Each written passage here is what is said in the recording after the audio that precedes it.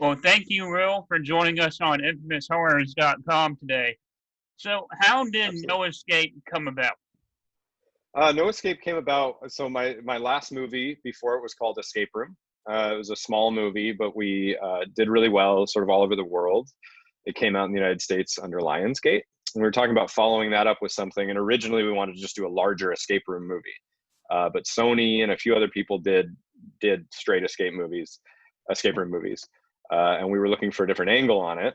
And at that time, I'd been watching a lot of vloggers, and I was interested in how the character sort of that they make for themselves becomes them. And it seemed like a good fit to an escape room, which is also sort of a mirror of reality in a Right. And have strange you way. ever participated in an escape room yourself? Quite a few. So for the first movie I did maybe 15 of them, just to see what they were like, and a few after that. There's some really good ones in Los Angeles. There's thousands of them all over the world. I'd like to Right. do more, but yeah, they're fun. Have you ever gone? Me, no, not yet.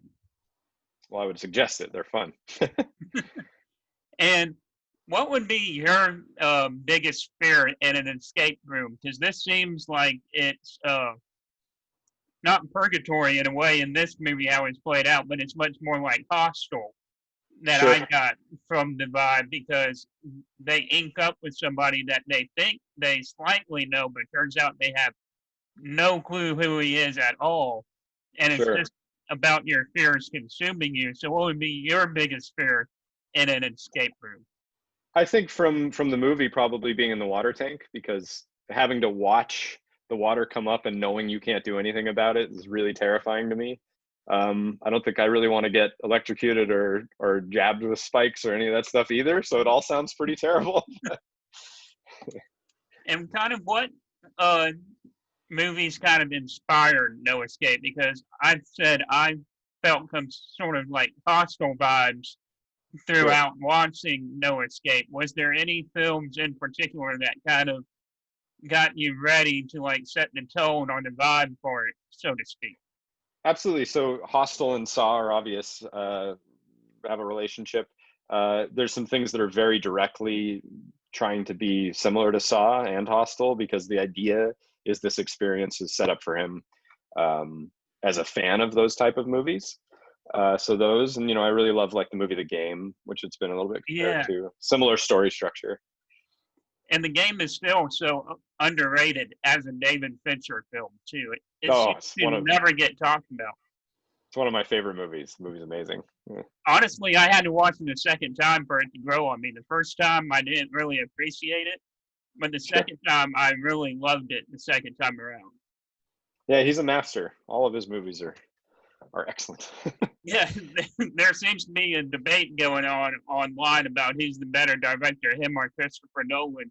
Even though there's no correlation to any of their films, it's just who's the better filmmaker. And me myself, I'm always gone with David Fincher on that Sure. one because I his stylus that he uses to just captivate you with his visuals are just like anything else you've seen.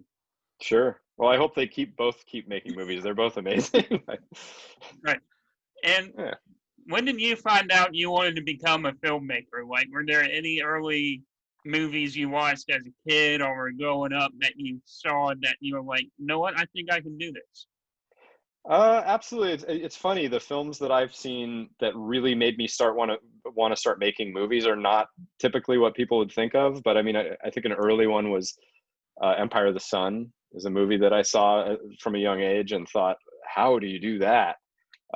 Jurassic Park, even, just the magic of that. Right. Uh, I love movies, and I grew up watching a lot of movies.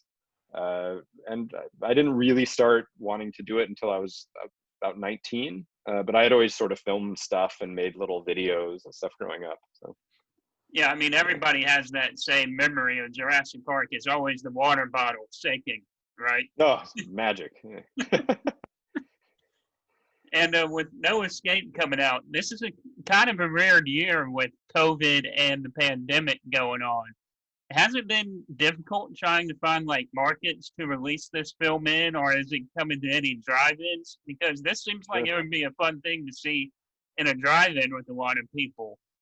We definitely shot it to be seen in theaters. Right. We wanted it to feel big, and internationally, it's done quite well. It's already out in Germany and Australia and New Zealand and the Netherlands and all over the place.